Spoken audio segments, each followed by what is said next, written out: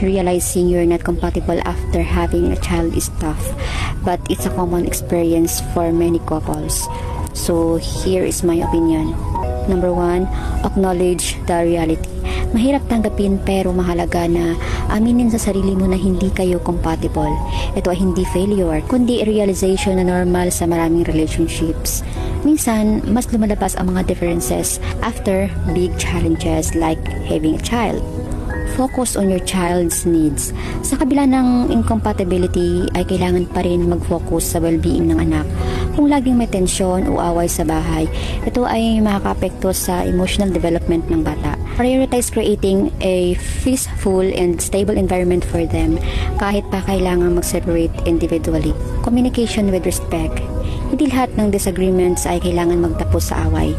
Importante na respetuhin ang isa't isa, lalo na kung ang incompatibility nyo ay hindi tungkol sa major issues like abuse. Open communication can help manage expectations and minimize conflicts, especially when discussing parenting decisions. Evaluate your options. Pwede mo ring isaalang-alang kung kaya pang i-work out ang relationship like through counseling or therapy. Pero kung hindi na talaga, exploring separation might be a healthier option para sa inyong dalawa at para sa inyong anak. Plan for co-parenting. Kung sa huli ay mag-decide kayong maghiwalay, it's important to plan for a healthy co-parenting arrangement.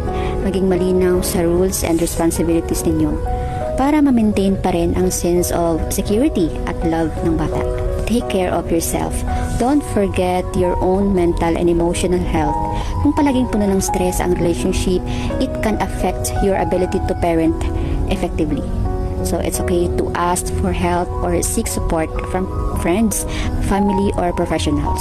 So compatibility is important in a relationship, but the most important thing now is to ensure your child grows up and in a nurturing and supportive environment regardless of your relationship status.